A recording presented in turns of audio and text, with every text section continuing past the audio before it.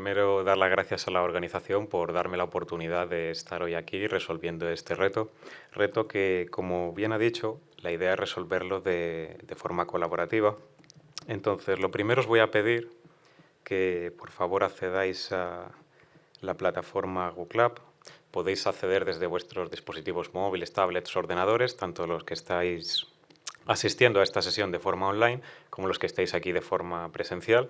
Podéis escanear el código QR de la pantalla o utilizar la URL en la parte superior derecha. Entonces, mientras os vais conectando, recordad que necesito vuestra ayuda para poder resolver este reto. Vamos a revisar rápidamente el enunciado y ver en qué consistía. Entonces, en la plataforma nos dicen que se ha interceptado un fichero comprimido. Nuestras fuentes nos informan de que el contenido del mismo podría estar vinculado con el reciente ciberataque a la compañía Virtucon. Tenemos sospechas de que Virtucon podría tener acceso a los códigos de lanzamiento de cierta plataforma de misiles. Necesitamos investigar urgentemente el fichero para verificarlo. El objetivo es identificar los códigos de lanzamiento. Entonces, bueno, antes de comenzar, me gustaría haceros una pequeña pregunta a todos los asistentes, y es si soléis participar en diferentes capture the flag o soléis participar en este tipo de competiciones o plataformas como Atenea o Hack the Box, simplemente por curiosidad. Entonces, no es necesario tampoco ser un experto para asistir a esta sesión, ni mucho menos, aunque estoy seguro de que habrá gente aquí que sea mucho más experta que yo, sin ningún problema, pero es simplemente para hacernos una idea de cómo vamos a afrontar este reto. Entonces, vale, veo que la mayoría de gente sabe perfectamente cómo funcionan estas plataformas y que algunos incluso han participado de forma bastante frecuente. Entonces, dicho esto, vamos a comenzar con el propio reto. Entonces, tenemos un fichero zip que nos podemos descargar de la plataforma, que si lo analizamos vemos que tenemos 5 ficheros dentro. Tenemos un PDF, una captura de tráfico, un fichero de texto, una imagen y el posible manual de Cobalt Strike, de la versión 3.5. Entonces, si intentamos extraer este fichero, nos vamos a dar cuenta de que está protegido por contraseña. Entonces, llegados a este punto, ¿qué podríamos hacer? ¿Alguna idea o sugerencia? Podéis escribir todos con vuestros dispositivos y dar ideas un poquito entre todos. ¿Qué haríais con este fichero zip cifrado?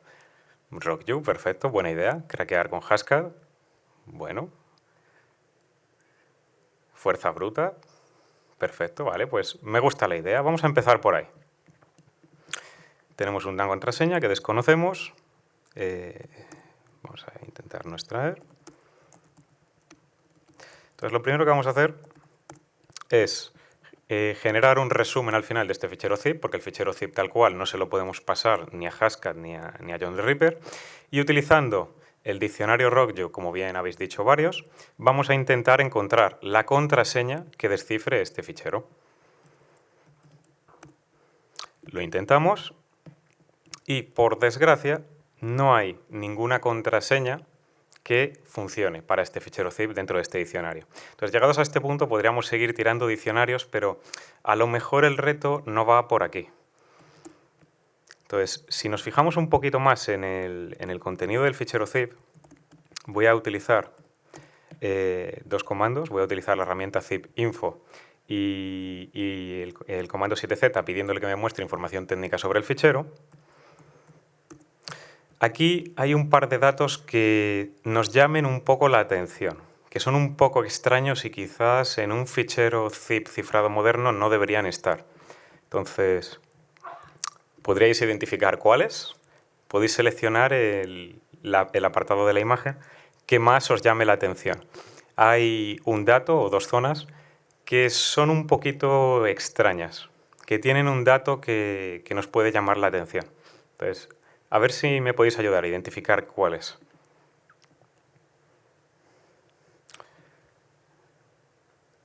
Están empezando a llegar los primeros resultados. Animaros.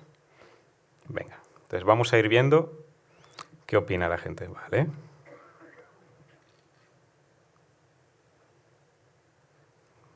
Vale, hay gente que ha marcado el sistema operativo desde donde se ha creado el fichero zip. Otras personas el método de compresión.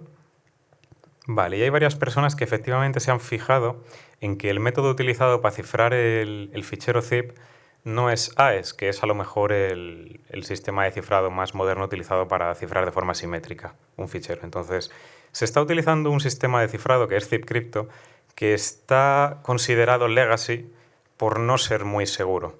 Entonces, ¿por qué no es seguro? Porque existe un tipo de ataque conocido como Noun Plain Text Attack, que consiste en que si tenemos un fichero cifrado y el mismo fichero sin estar cifrado, podemos recuperar las claves que se han utilizado para cifrar dicho fichero. Y suponiendo que el resto de ficheros del archivo están cifrados con la misma clave, podemos recuperar todos los archivos cifrados. Técnicamente no es necesario a lo mejor tener el fichero descifrado completo, es simplemente con un fragmento es suficiente, pero si tenemos el fichero completo nos facilitará bastante la tarea. Entonces, revisando los ficheros que teníamos disponibles dentro de este zip, teníamos el manual de Cobalt Strike. Entonces, al tratarse de un manual, es bastante probable que esté disponible en Internet. Si lo buscamos,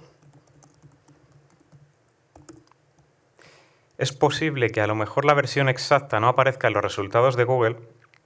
Por ejemplo, a mí me sale simplemente la versión 3.0 y recordar que necesitamos la versión exacta, necesitamos el manual de la versión 3.5. Pero en la URL, si nos fijamos, vemos que pone CS Manual 30. Entonces, si simplemente ponemos 35, podemos descargarnos la versión del manual que necesitamos. Y con esta versión, utilizando una herramienta, bueno, existen varias para realizar este ataque.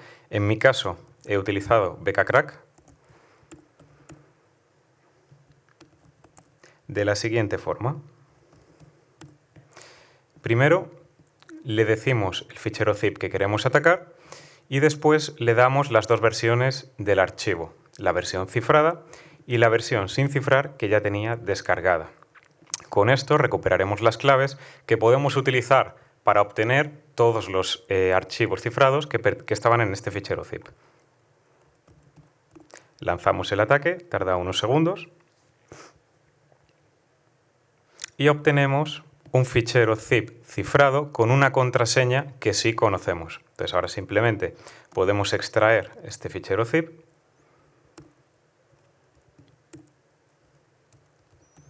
con la contraseña password y aquí tenemos los 5 ficheritos. Entonces, llegados a este punto, ¿qué haríais con estos ficheritos? ¿En cuál nos centraríamos para el análisis y para continuar el reto? ¿Qué opináis? Está bien que haya variedad de opinión, así le echamos un vistazo a varios de los archivos. Están las opiniones por ahora divididas entre la imagen y la captura de red.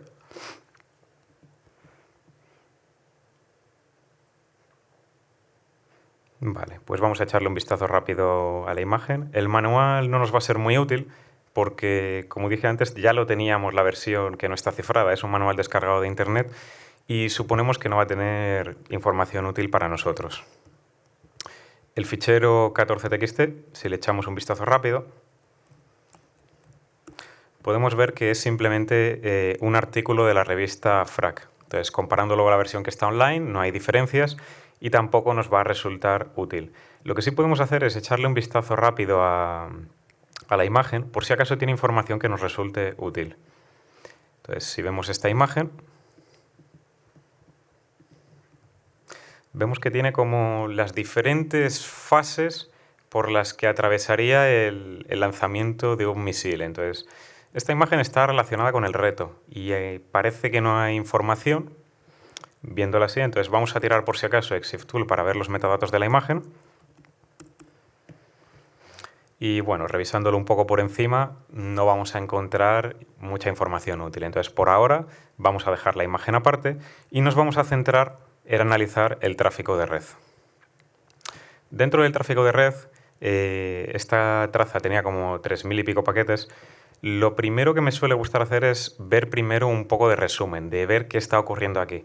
Entonces, si revisamos los protocolos dentro de estadísticas, podemos ver que todos los paquetes son de tipo TCP y dentro de TCP solo se está utilizando el protocolo HTTP. ¿Qué quiere decir?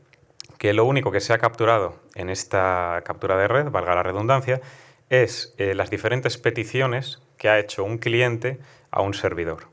Si vemos los hosts que están involucrados, podemos ver que efectivamente simplemente hay una IP de un cliente y una IP del servidor. Y revisando los puertos podemos saber fácilmente quién es el servidor, que en este caso es el 232 porque tiene abierto el puerto 80 y el puerto se mantiene constante, mientras que el cliente es la 253 y su puerto está variando continuamente. Como solo tenemos peticiones HTTP, también podemos revisar muy rápidamente un resumen de a qué rutas y con qué frecuencia se están realizando las diferentes peticiones. Entonces, si nos fijamos, vemos que esta petición, que es además la primera de la traza, solo se realiza una vez, que luego se está descargando un fichero JavaScript 800 y pico veces, lo que es bastante raro, porque lo más normal es que si te descargas un fichero JavaScript sea en el contexto de navegar por una web y debería tener más ficheros asociados, las hojas de estilo, el propio contenido de la web, etcétera, imágenes. Y por otra parte tenemos aquí un submit que ahora lo vamos a ver más en detalle, pero parece que se está enviando información de forma continua al servidor. Entonces, ¿qué es lo que está ocurriendo realmente por aquí? En este primer paquete se está descargando, si vemos la respuesta, voy a filtrar por HTTP.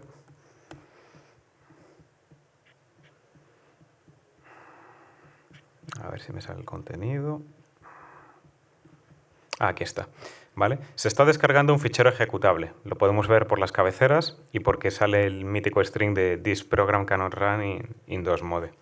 Entonces, en este paso, lo que está ocurriendo es que el cliente se está descargando un beacon de Cobalt Strike. ¿Vale? Cobalt Strike, para los que no lo conozcan, es simplemente una herramienta.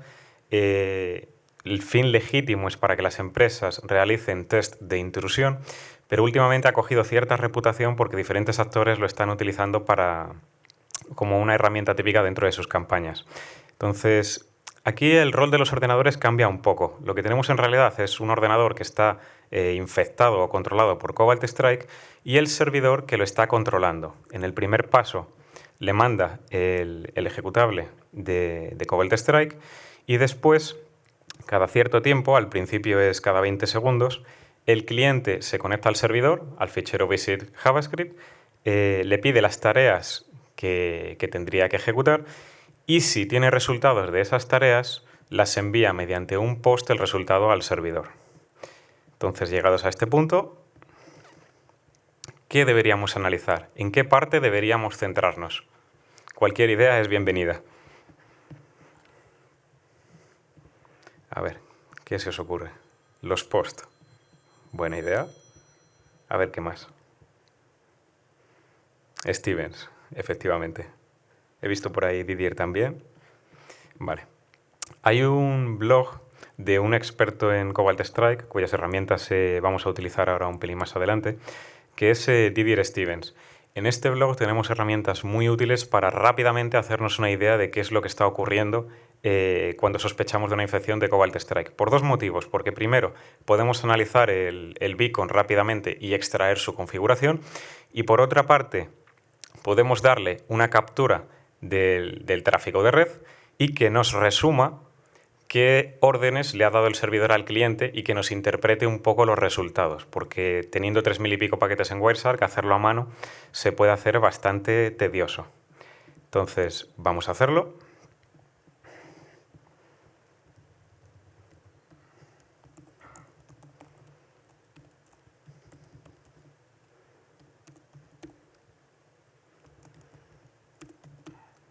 Vale, primero vamos a ejecutar la herramienta 1768, que nos sirve para extraer la configuración del ejecutable y verificar si efectivamente se trata de un beacon de Cobalt Strike. Entonces, gracias a esta herramienta, podemos ver que el beacon efectivamente se está conectando al servidor del que sospechábamos, que las tareas las está descargando de este endpoint y que los resultados los va a mandar a través del submit. ¿Qué sabemos además? Sabemos la clave pública del servidor, que en este caso no nos va a ser muy útil porque el tráfico del beacon en este caso no está cifrado. Y podríamos ver un poquito más de parámetros de configuración, pero en este caso no hay nada más que nos llame mucho la atención. Entonces, sabemos que el tráfico no está cifrado porque si nos fijamos justo, aquí por ejemplo, no sé si se ve muy bien, pero está enviando la lista de procesos que están en ejecución. Entonces, lo estamos viendo directamente en Wireshark. El tráfico no está cifrado. Entonces, ¿qué es lo que está ocurriendo? Que este beacon seguramente no esté licenciado. La versión de Cobalt Strike que están utilizando no tiene licencia. Por lo que además, en las respuestas del servidor, debería aparecernos una cabecera, que está justo aquí, que es Xmalware, que sirve para identificar mucho más fácil que esto se trata de un servidor, un team server de Cobalt Strike. Team server es como Cobalt Strike llama al Command and Control, al servidor que lleva el control de los diferentes clientes infectados.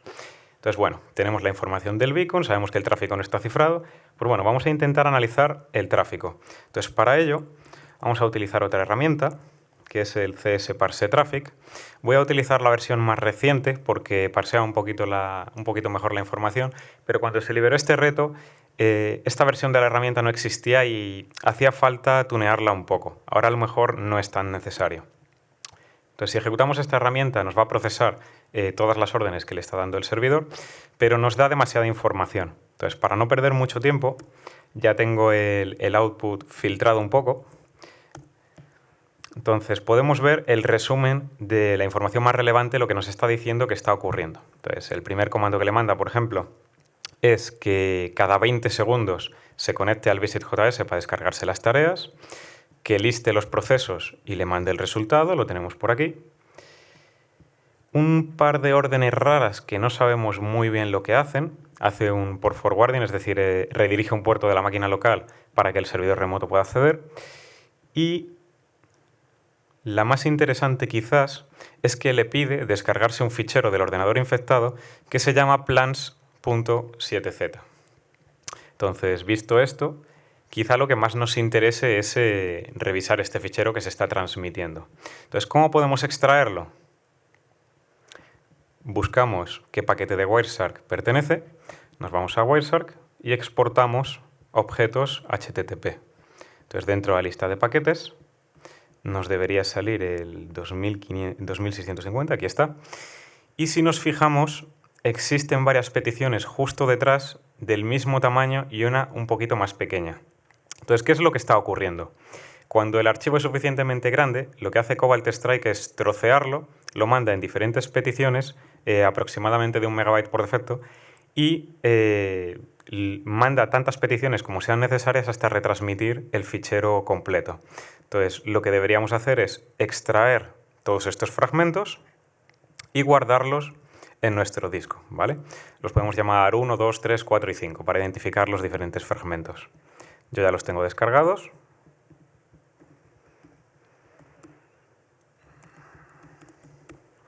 Vale, entonces para unirlos simplemente podemos utilizar el comando cat, decir 1, 2, 3, 4, 5, todos juntitos.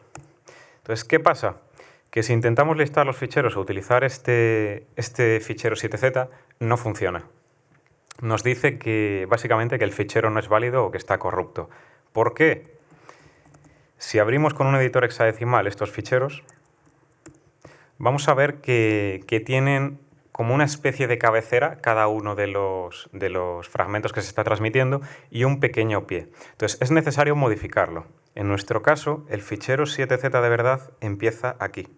Todo esto es información extra que el beacon de Cobalt Strike añade por el principio a la información que está transmitiendo. Entonces, ¿cómo sé que el 7z empieza aquí? Por los magic bytes de 7z, que son estos de aquí. Entonces, no me lo sé de memoria. Esto es simplemente una cosa que cada vez que necesito utilizar lo tengo que buscar porque nunca me acuerdo. Si buscamos los magic bytes de 7z, por ejemplo, rápidamente para verificarlo, vemos que efectivamente son estos de aquí. Entonces, tenemos información por delante que no necesitamos. ¿Qué hacemos? Pues nos la cargamos.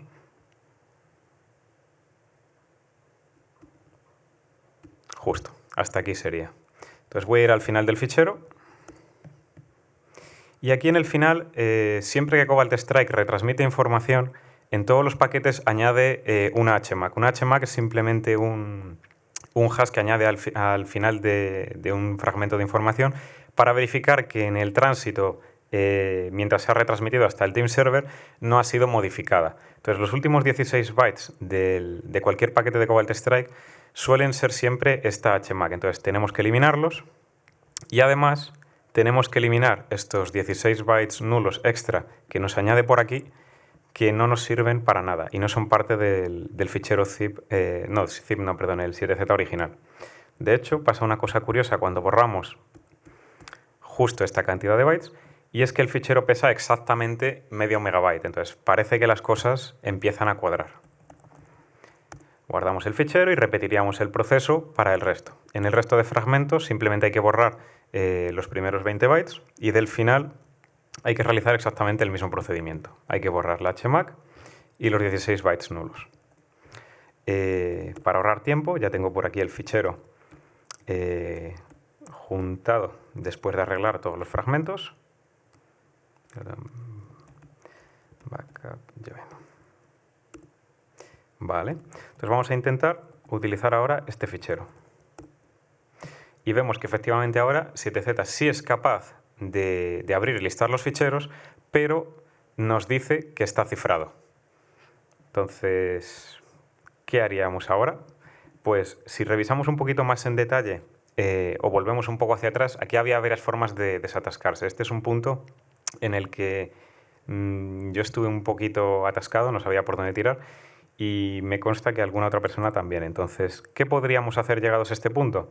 Pues la forma más simple que nos da la solución, sin entender a lo mejor por qué, que ahora lo vamos a explicar, es del fichero original de Wireshark. Podemos utilizar Foremost o Bingwalk, que son herramientas que al final lo que van a buscar son fragmentos de archivos conocidos dentro de otros, imágenes, vídeos, archivos comprimidos. Entonces van a intentar buscar archivos embebidos y extraerlos. Entonces si utilizamos por ejemplo Foremost, nos va a crear una carpeta de imágenes que vamos a revisar.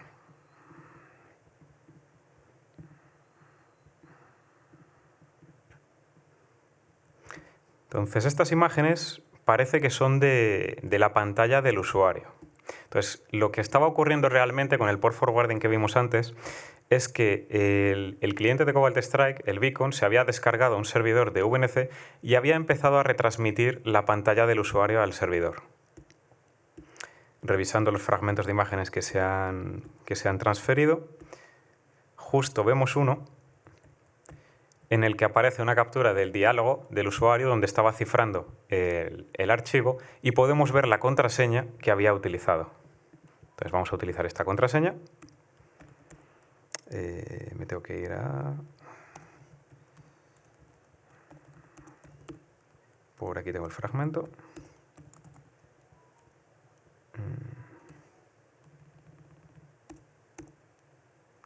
Y la contraseña, que es top secret. A ver si soy capaz de escribirla bien a la primera.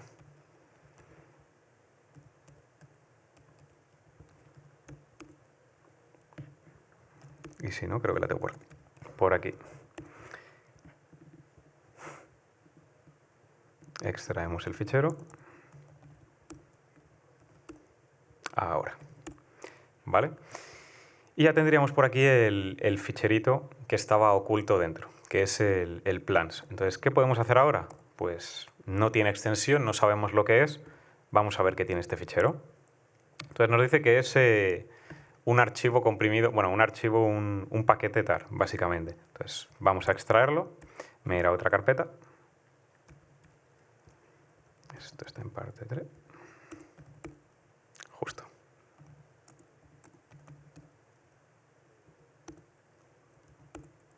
Vale.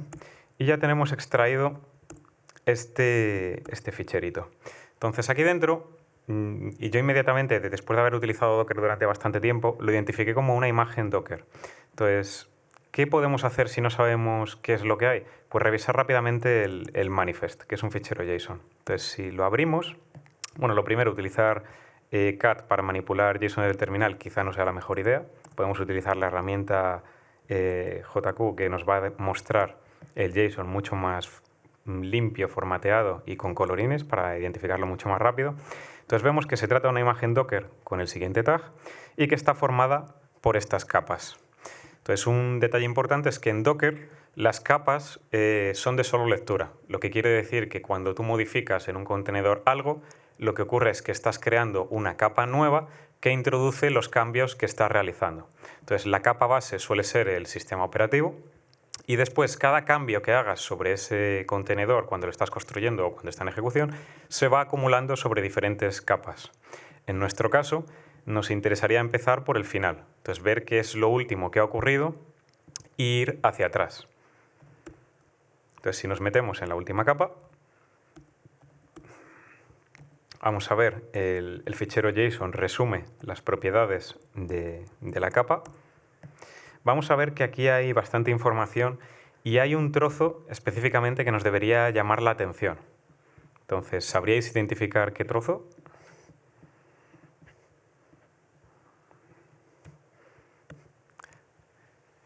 A ver, mira, hay una persona que ya inmediatamente ha visto lo que le ha llamado la atención. Vale. Entonces, parece que en esta última capa se está eliminando un fichero de la carpeta temporal. Un fichero que parece que contiene una posible conversación. Entonces, si volvemos al contenido de la capa, vamos a extraer lo que sería el sistema de ficheros de la capa en sí. Y vemos que está vacío. Entonces, ¿qué podemos hacer? Sabemos que los cambios son acumulativos. Si en esta capa no está porque se ha eliminado, pues seguramente esté en la capa anterior. Entonces, no me acuerdo cuál era la capa anterior. Vamos a mirarlo. La capa anterior es la 517C. Aquí podemos revisar también, empezamos por el fichero JSON, pero en esta vez están todos los campos vacíos o por los valores por defecto, no tiene ninguna información útil.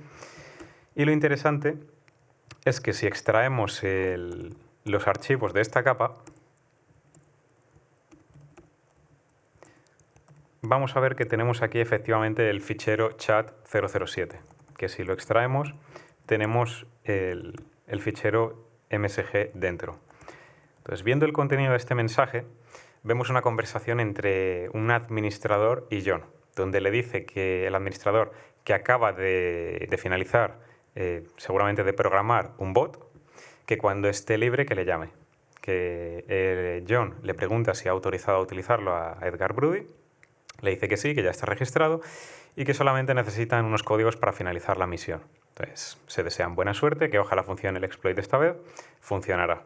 Entonces, de esta conversación podemos sacar 3 datos interesantes, que son, lo primero, las 2 personas que participan, que son John y Admin. La segunda, un nombre y apellidos de una persona que hipotéticamente está autorizada. Y la tercera, el nombre del propio bot. Entonces, podéis añadir vuestras ideas de qué haríais con cada uno de estos datos. Podéis enviar múltiples respuestas si queréis. ¿Y cuál debería ser el siguiente paso que realicemos? Matarlos. Vale, grep, pero grep, ¿a qué? Porque al final el grep, vale, buscar el bot, buena idea. ¿Por dónde buscamos el bot? Porque al final hay muchas plataformas. Telegram, Discord, pues es buena idea. Vale. Entonces, si empezamos, por ejemplo, por Telegram, voy a copiar el nombre. También es buena idea buscar el personaje en redes sociales. A lo mejor es un poco más complicado porque no tenemos un nombre de usuario, simplemente el nombre y el primer apellido. Y si buscamos por Twitter, Facebook o otras redes sociales, nos aparezcan demasiados resultados. Pero es verdad que puede ser interesante directamente buscar resultados relacionados con este nombre y este apellido. Si lo buscamos, por ejemplo, en Telegram, una cosa curiosa de Telegram es que los bots siempre tienen que acabar en esta palabra. Entonces, yo previamente había desarrollado un bot de Telegram. Inmediatamente, cuando vi un nombre de usuario que acababa en bot, dije, ostras, esto es posible que sea un bot de Telegram. Entonces, si lo buscamos, vamos a ver que tenemos aquí un agente desconocido. Entonces, si le intentamos hablar, nos dice que quiénes somos y qué hemos hecho con Edgar. Entonces, ostras, empieza fuerte el bot, ¿eh? No nos da ninguna ayuda. Help, no responde. Flag, si cuela. Le mandamos cualquier texto y no nos responde. Simplemente si le ponemos el /start, nos dice que quiénes somos y que qué hemos hecho con Edgar. Entonces, ¿qué haríais? ¿Alguna idea? ¿Cómo podemos convencer al bot para que nos dé la flag? Y a ver si ya finalizamos este reto. Agente 801, ¿vale? El nombre del bot. Pero ¿qué hacemos? O sea, ¿cómo podemos avanzar? Estamos aquí atascados, le estamos mandando tropecientos mensajes, no nos responde a ninguno, solo al /start. Suplantar a John, contraseñas. Vale, ahí Edgar Brody. Esta es buena. Es decir, ¿qué pasa si intentamos suplantar a Edgar Brody? Pues podemos probar. Reproducimos la conversación. Reproducimos la conversación. Esa puede ser interesante. ¿Qué pasa si le mandamos la conversación al bot?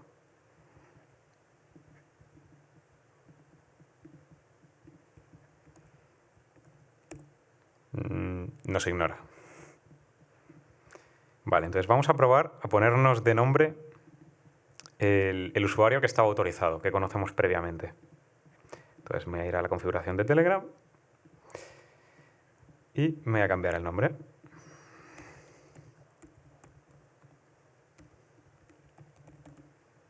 Creo que lo he escrito bien. Y si no, el bot me va a mandar a paseo. Vale, perfecto. Nos hemos puesto de nombre Edgar y nos dice que está encantado de vernos y que por favor nos autentiquemos. Entonces ahora tenemos otro problema. Tenemos un nuevo comando que es el Edgar ID, pero cada vez que ponemos Edgar ID nos pide que le demos un identificador. Entonces, ¿qué haríamos ahora? Nos pide un identificador. No tenemos a priori ese identificador que nos está pidiendo. Volvemos atrás, volvemos al Wireshark, revisamos las imágenes que teníamos, el PDF, a ver si se nos ha pasado algo. Podemos utilizar la contraseña que teníamos de antes, por si acaso cuela.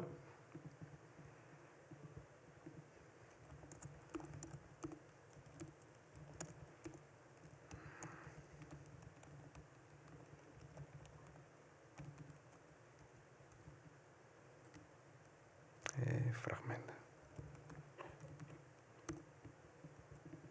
Vamos a darle la contraseña de antes, por si acaso.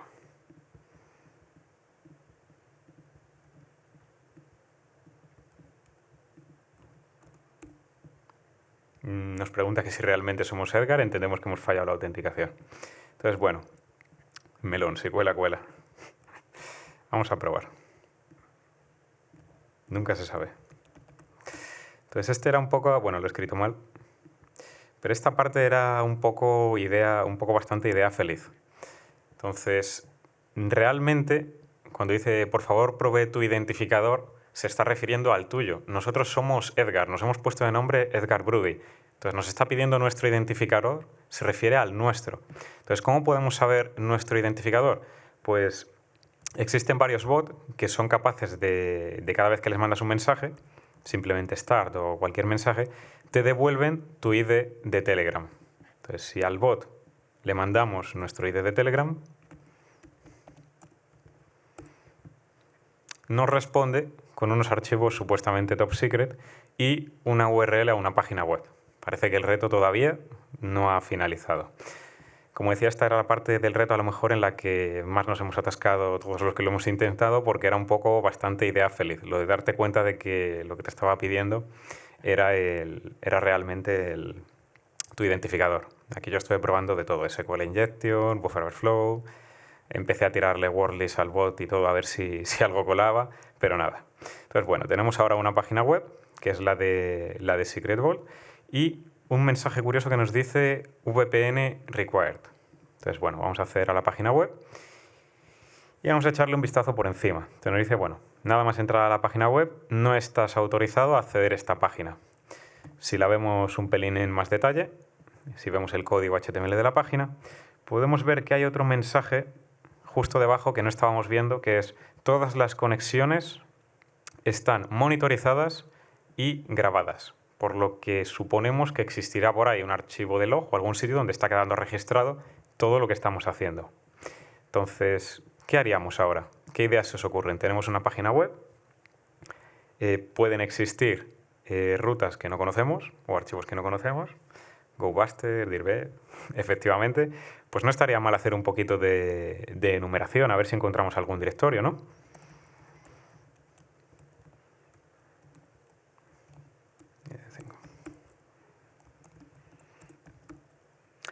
Entonces, ¿qué es lo que voy a hacer?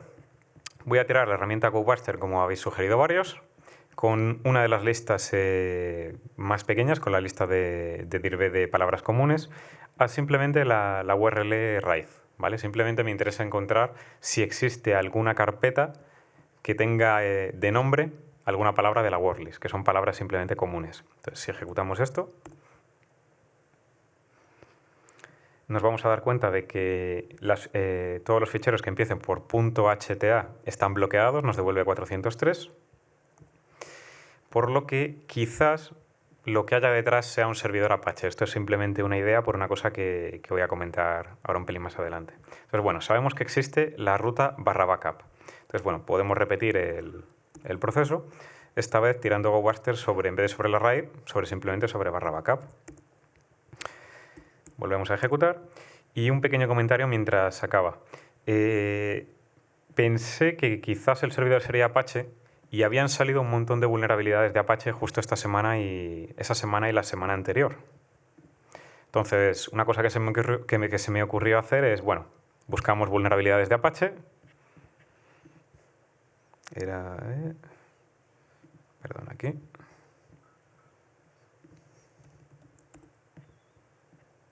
Y de todas las que hay, probamos alguna y a lo mejor tenemos suerte y conseguimos acceder directamente al servidor de Atenea y está ahí la flag y nos ahorramos pasos o lo que fuera. Pero por desgracia ninguna de estas vulnerabilidades funcionaba, lo tenían bastante bien parcheado. Entonces el reto no iba por ahí. Entonces bueno, el segundo GoBuster ya ha finalizado y nos ha dicho que existe la carpeta /backup/logs. Entonces vamos a acceder a esta ruta que nos ha proporcionado y vemos que aquí tenemos dos ficheros de log, el Outback y el OpenVPN. Entonces los tengo por aquí descargados ya. Y justo. Entonces, ¿qué contienen estos ficheros? El Outback es básicamente un fichero out normal de Linux, lo que quiere decir que tenemos aquí todos los intentos de inicio de sesión, tanto de sudo como de SSH. Podemos ver las diferentes IPs con las que se ha intentado iniciar sesión con los usuarios y si han podido iniciar sesión o el mecanismo de autenticación ha fallado. Y podemos ver también en algunas partes diferentes comandos que han utilizado los usuarios. Pero principalmente el dato más importante que creo que se puede extraer es usuarios y direcciones IPs. Revisando el otro fichero, el OpenVPN, podemos ver que se trata simplemente del log de conexión de un cliente a un servidor VPN. Y lo mismo, tenemos algún nombre de usuario y nombre de ordenador y una dirección IP. Entonces, en este punto, lo que se me ocurrió es, bueno, tenemos nombres de usuarios, pues vamos a intentar autenticarnos contra esta página web utilizando un diccionario. Simplemente todos los usuarios que hemos encontrado con diferentes contraseñas, con el basic auth y con diferentes parámetros a ver si alguno colaba. Y no funcionó. Entonces, bueno, pues otra idea. Tenemos también una lista de IPs que hemos extraído de estos ficheros. Entonces, ¿qué ocurre si intentamos engañar al servidor para que piense que nos estamos conectando desde alguna de estas IPs? El bot nos avisó de que necesitábamos utilizar una VPN para poder acceder y aparte la propia página web nos decía que no teníamos permiso. Entonces puede que con una de estas IPs funcione. Entonces hay una cabecera en concreto que es el forwarded_for, que la suelen utilizar los proxies para cuando existe un ordenador intermedio por el que pasan las peticiones, especificar cuál es la IP real de origen que había emitido una determinada petición HTTP. Entonces lo que voy a probar es todas estas IPs con esta cabecera, a ver si alguna da un resultado diferente, utilizando la herramienta ffood. Entonces, ejecutando este script, hay una de las IPs que está aquí, que da un resultado diferente. En vez de dar un 200 OK, nos hace un redirect a otra página web diferente. Entonces vamos a ver esta IP en un poquito más de detalle. Voy a utilizar curl para ejecutar esta petición. Entonces, ¿qué es lo que realmente está ocurriendo cuando pedimos la raíz de la página con esta dirección IP? Entonces, si nos fijamos, nos responde con un 302, es decir, nos está redirigiendo a otro sitio, y a donde nos está redirigiendo es a un fichero ejecutable. Entonces, si accedemos a esta ruta, podemos descargarnos este fichero ejecutable y continuar con el reto. Entonces, ¿qué hacemos ahora con este ficherito ejecutable? A ver. Vale, justo. Entonces tenemos un fichero ejecutable, .exe, por lo que seguramente sea un ejecutable para Windows. ¿Qué podemos hacer? Strings, de compilar, el su, no sé exactamente a lo que se refiere, meterlo en un sandbox.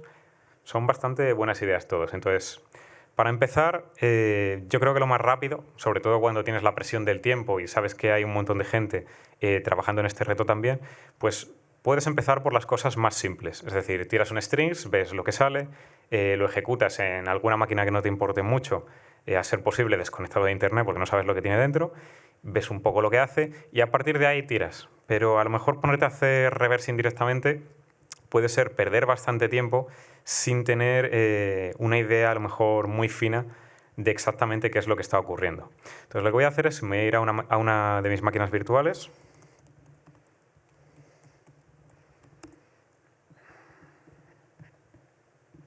Una máquina virtual con Windows 10, que la tengo por aquí.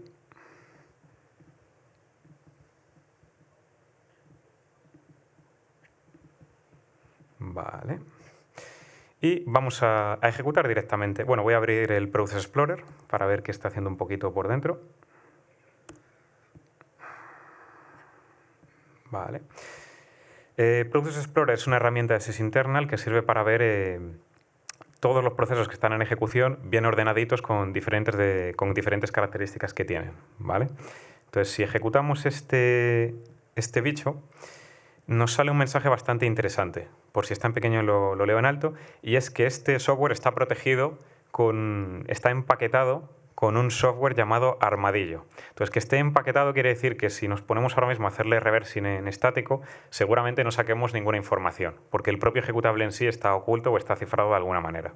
Entonces, ¿qué es lo que podemos hacer? Bueno, podemos lo primero dejar que se ejecute, interactuar un poco con él, a ver en qué consistiría el reto. Entonces nos pide una contraseña, le ponemos 6 caracteres y nos empieza a escribir un montón de basura por consola. Entonces, si nos fijamos en el Process Explorer, tenemos aquí estos dos procesos justo, nos los está marcando en morado. Que nos los pinte en morado, voy a sacar la leyenda, creo que estaba aquí, justo. Que nos los pinte en morado quiere decir que seguramente estos dos procesos estén empaquetados. Entonces es interesante ver que tenemos dos procesos con el mismo nombre y uno es el padre del otro. Entonces lo que seguramente esté ocurriendo, y es la hipótesis con la que vamos a trabajar, es que este proceso es el fichero, el inicial que hemos lanzado, que está creando otro proceso y se está desempaquetando en ese nuevo proceso. Entonces, si conseguimos dumpear o extraer la memoria de este otro proceso, nos podremos saltar seguramente muchos pasos del análisis y no perder tiempo con la versión empaquetada. Entonces, justo eso es lo que voy a intentar hacer. Voy a utilizar la herramienta X32DBG para lanzar uno de los plugins que tiene, que es Scila, que me va a permitir extraer rápidamente y arreglar el fichero ejecutable desempaquetado. A ver si le apetece abrirse. Me irá a los plugins. Bueno, primero tengo que lanzar otra vez el proceso y dejarlo que se esté paradito quieto. Un dato interesante es que según está empaquetado con Armadillo, tiene protección anti-debugging y tiene varias protecciones, por lo que debuguearlo directamente o atachearnos es complicado. Entonces simplemente voy a dejar que se ejecute sin engancharme y sin verlo, nada. Dejo que se quede parado cuando pide la contraseña y me voy al plugin Scila. Entonces, gracias a este plugin lo que podemos hacer es extraer, bueno, primero necesito el identificador, que no me acuerdo cuál es el padre y cuál es el hijo. El hijo es el 4336. Justo. Entonces, aquí básicamente podemos tirar de botonazo, no voy a perder mucho tiempo contando todo esto. Obtenemos los import, dumpeamos el ejecutable y le pedimos que arregle los import del dump que acabamos de crear. Vale. Entonces, con esto ya tendríamos el supuesto ejecutable desempaquetado. Entonces, ¿qué podemos hacer ahora? Pues volvemos a nuestra máquina y continuamos el análisis, pero esta vez del ejecutable desempaquetado, para directamente ahorrar tiempo.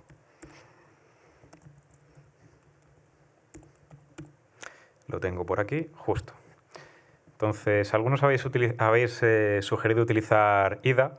En mi caso voy a utilizar, bueno, primero strings rápidamente para ver si realmente el ejecutable está desempaquetado. Deberían salir una serie de strings como el password, el welcome Edgar y otras cosas que hemos visto, si realmente lo hemos hecho bien. Y después voy a utilizar Hydra para ver un poco cómo funciona por dentro este fichero ejecutable. Entonces, si no recuerdo mal, es el dumpsc.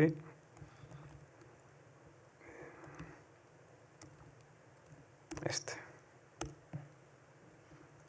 Y voy a intentar filtrar por ejemplo, password o Edgar, el nombre del usuario. ¿Vale? Entonces, si parece que el ejecutable está desempaquetado, porque ya podemos ver los diferentes strings que nos estaba mostrando por la consola. Si intentamos hacer esto con el ejecutable original, no nos va a aparecer ningún string de los que necesitamos. Entonces, llegados a este punto, voy a abrir Hydra, que lo tengo en Tools, si no recuerdo mal. Aquí está. Voy a cerrar esto, que ya no lo necesitamos.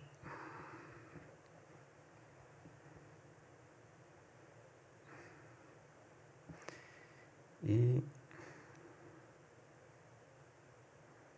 vale, creo que me los está abriendo directamente. Vale, me vale. Entonces, bueno, cerrar. Voy a cerrar este proyectillo. Voy a borrarlo y vamos a analizarlo rápidamente.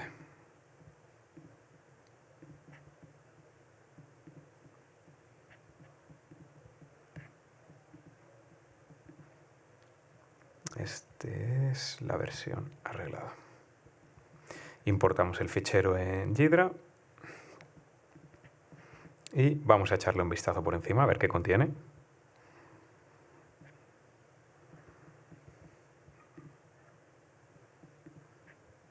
Le pedimos que nos analice el fichero entero con las opciones por defecto y esperamos unos segundillos a que acabe. Todo esto tiene buena pinta. Teniendo en cuenta que antes con strings ya nos salían las diferentes partes del ejecutable, lo que podemos hacer ahora es buscar todos los strings para encontrar en qué zona de memoria están y quién los referencia. Esto estaba aquí, search for strings. Vale, le pido que me identifique todos los strings del ejecutable, esto tarda un pelín. Y voy a buscar, por ejemplo, el password de cuando me pedía la contraseña. Entonces lo tenemos por aquí. Está en esta zona del ejecutable. Y justo por encima está el top secret y otros tantos strings del bichillo. Entonces, ¿qué podemos hacer? Pues vamos a buscar quién referencia este string para ver qué parte del código deberíamos analizar y centrarnos simplemente en esa zona. Entonces, si nos vamos al código, tenemos aquí un método bastante grande y bastante raruno, que ahora le vamos a echar un vistazo un pelín más en detalle en cuanto acabe de analizar, que todavía está un poquito trabajando. Entonces, lo más interesante es ver este string, el de password, que se corresponde con esta variable de aquí. La voy a llamar password string. No me deja, tenemos que esperar un segundo a que acabe de compilar ahora. Y vamos a ver este string en esta función dónde se está utilizando. Entonces lo tenemos por aquí. Entonces justo aquí parece que está imprimiendo este string, el password 2 puntos, y aquí tenemos un bucle while que parece que está leyendo 6 caracteres.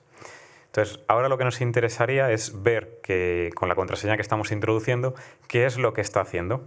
Pero si vamos un pelín más abajo, dentro de este fragmento de código, justo debajo, después de haber leído nuestra contraseña, vemos que el código hace algo interesante, que siempre que estamos en un capture de flag llama la atención. Entonces, a ver si podéis ayudarme a identificar qué exactamente de este fragmento de código nos debería llamar la atención. Vamos a dejar unos segundos para que votéis, pero ahí hay una cosa muy curiosa, muy interesante, una línea en concreto que debería hacer saltar nuestras alarmas y que deberíamos revisar con mucha más atención.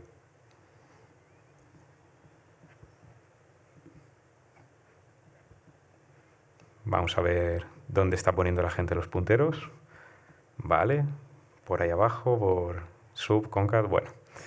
Y no son exactamente esas zonas. A ver si alguien lo ve un poquito. El detalle que nos debería llamar la atención. Y ahora explico un poco por qué. ¿Por qué nos debería llamar la atención? Vale, hay dos personas que lo acaban de marcar. Aquí tenemos una línea, un bucle en concreto, que lo que está haciendo es, se está recorriendo una zona fija del ejecutable al final y está haciendo SOR consigo misma, con una clave que está fija. Entonces, siempre que veamos un bucle con SOR con clave fija es como, bueno, ¿qué hay exactamente aquí? Entonces, si nos vamos a Hydra y buscamos esta zona de memoria, podemos... A ver, un segundo, 8B4, estoy aquí. Ahora, vale. Quiero definir un array de D son 14 elementos. ¿Vale? Sabemos que hay 14 caracteres por la D aquí, por el bucle, porque está modificando al final, está haciendo SOR consigo mismo, con la clave 2 de 14 elementos. Entonces, si vamos aquí y nos cogemos estos bytes, me voy a copiar como byte string y me lo voy a llevar a una de las herramientas más legendarias en todo el tema de CTFs, que es Cyberchef, la navaja suiza. Entonces vamos a ver qué hay realmente en este string. Creo que me lo ha copiado bien, vale. Voy a borrar un par de caracteres por el final. Está en hexadecimal. Quiero que primero lo extraiga de hexadecimal y después quiero que me haga el SOR con la clave 2, que es la que está utilizando el ejecutable. Entonces le voy a dar un pelín más de zoom y vemos que efectivamente en esta zona de memoria en la que estaba haciendo un SOR con tamaño 14 tenemos la flag del reto. Le he borrado un par de caracteres a propósito para que si queréis la flag ahora directamente no podáis ir a TNA y meterla, sino que tengáis que resolver el reto al menos una pequeña parte para que os animéis a participar. Entonces ahora ya lo único que nos quedaría hacer es copiar la flag, hacemos el MD5 y lo enviaríamos a la plataforma. Y con esto tendríamos el reto resuelto. Y creo que me he quedado más o menos dentro de la hora. Pues nada, espero que os haya gustado la explicación. Cualquier idea, sugerencia, todos los que lo hayáis resuelto el reto de una forma diferente, sería interesante ver cómo lo habéis afrontado vosotros, cómo lo habéis resuelto, si tenéis cualquier duda, cualquier comentario. A mí personalmente el reversing se me da fatal, por eso he aprovechado para tomar todos los atajos y todos los truquillos que conocía, utilizarlos para ahorrarme hacer reversing en la medida de lo posible, porque se me da bastante mal. Y nada, ahora creo que vamos a tener una pequeña conversación y nada, gracias de nuevo a la organización por darme esta oportunidad de estar aquí contando y explicándoos el reto.